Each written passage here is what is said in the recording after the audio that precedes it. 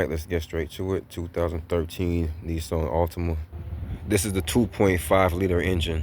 Today we are changing front brake pads. This is what your brake pads should look like. And this is what your hardware should look like. So the first thing I'm going to do is remove this cap off this brake reservoir and just set it back gently on top, just like that. That way, once the fluid comes up, you'll have somewhere to go. If the fluid happens to come out, it won't hurt this seal.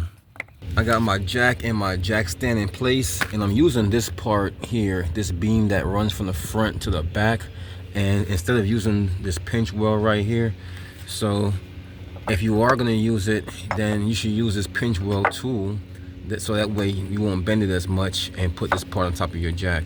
But I'm going to go ahead and use this part of it here, this piece of the frame that runs from the front to the back. Now this tire doesn't spin because it's a front wheel drive, but if you're not using the impact like I am, maybe you're using the four-way or a breaker bar or something, you may want to break it free on the ground. And once you get them all a little bit loose, then you can raise the vehicle up all the way and then finish getting them off, just so you don't put any stress on the parking pawl.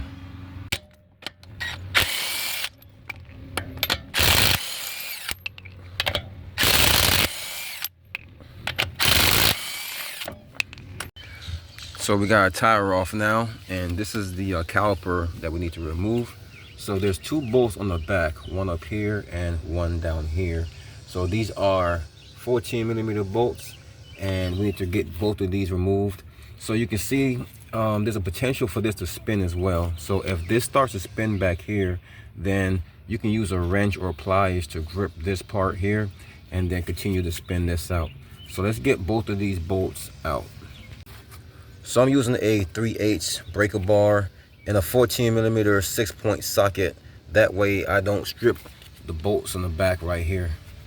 So once I got this free, then I can go ahead and use something else to finish turning it out.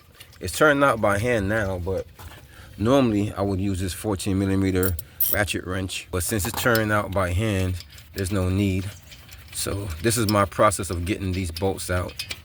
All right, got both bolts out. So if you have any trouble getting this out, you can use a prying tool or a flathead to pry, and just make sure you pry it from the bottom and the top together. So don't just pry one side, and eventually you'll be able to work this off. I like this little hook right here. So I've been using this for about a year or so, instead of using wires and zip ties.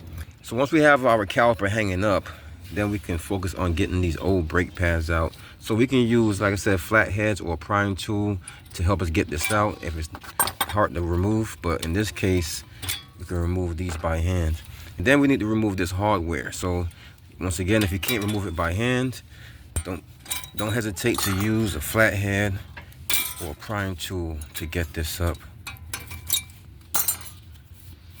And this is a good chance for us to clean this right here.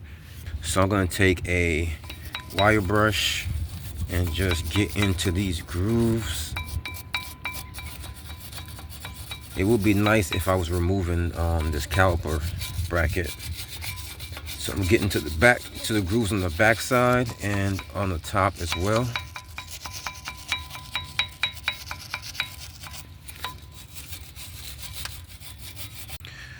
If you don't have compressed air, you can get you a can of this air duster, and we can just use this to get all of the residue off. Now that we have this all cleaned up, let's put our new hardware on.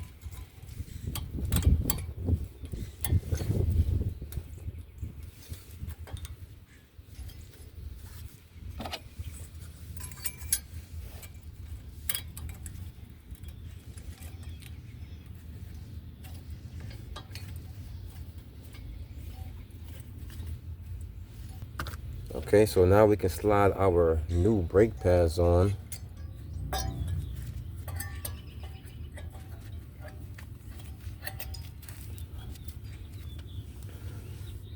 Now when you put your new pads on, you want to make sure that this part here slides up on this little silver piece that's sticking up right there. So basically, once your brake pads slide in here like that, then this silver piece at the bottom here should slide down onto this one here, just like that.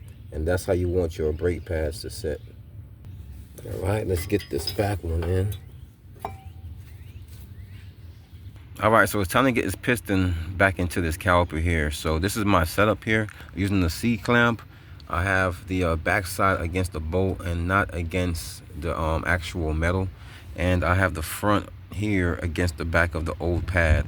So make sure you're using the old pad and not the new pad.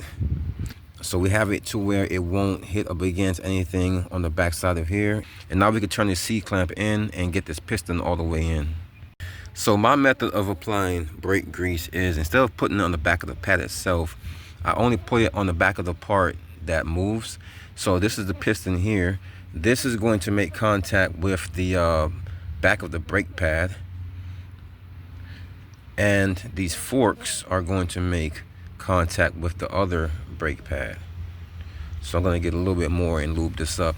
But this is how I do my brake grease. All right, let's slide our grease caliper onto here. Now we got to push these slide pins in to get this to sit right.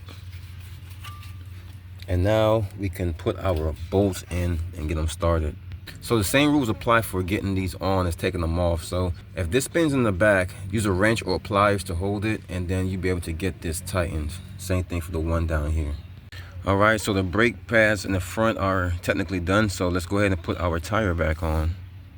All right, that's it. Tires back on. Now I just gotta do the opposite side, and once that's done, don't forget to put your cap tight back on, and that will be it.